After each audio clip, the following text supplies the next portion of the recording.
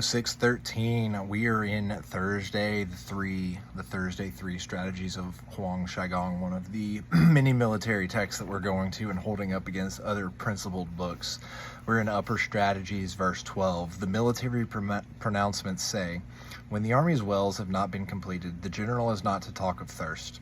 When the tents have not been set up, the general is not to talk of exhaustion. When the kitchens have not finished cooking, the general is not to talk of hunger.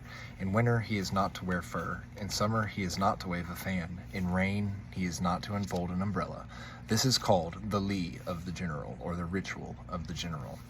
He faces safety with them, he faces danger with them. In this way, the masses can be unified but separated, can be employed but exhausted. He uses his kindness to constantly favor them and uses his plans to constantly unite them. For this reason it is said, to tirelessly cultivate favor through kindness is to seize 10,000 with one. And that is something in today's day and age that we really just don't hear a lot of.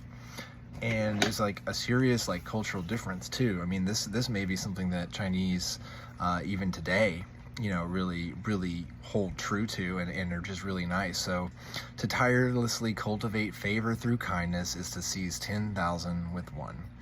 So to seize 10,000 with one, kindness, it's going to get you a long way. We see a lot of that same theme in How to Win by Dale Carnegie. So let's continue our venture through the book, one chapter and principle at a time, not diving in too deep.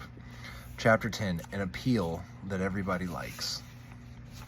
We're going to flip through. He's talking about something in Missouri, Hamilton Farrell of Farrell Mitchell Company,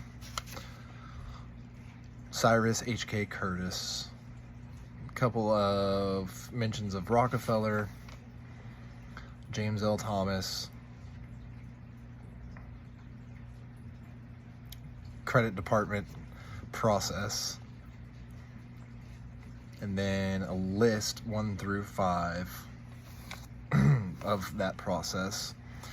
Experience has taught me, the last paragraph says, Mr. Thomas, that when no information Experience has taught me, says Mr. Thomas, that when no information can be secured about the customer, the only sound basis on which to proceed is to assume that he or she is sincere, honest, truthful, and willing and anxious to pay the charges once convinced they are correct.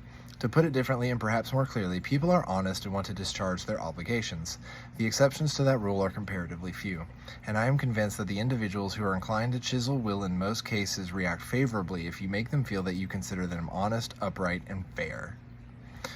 Principle 10, appeal to the nobler motives, which is true, I find, in a lot of people. I actually was just at a presentation, and there's a data scientist from Spotify he was going over a lot of stuff, but one of the things he said is, most people are good people. They don't wake up saying, how can I cause evil today, right? So most people are good people and intend to be good people, and bad things happen, things get out of control, etc., etc. And so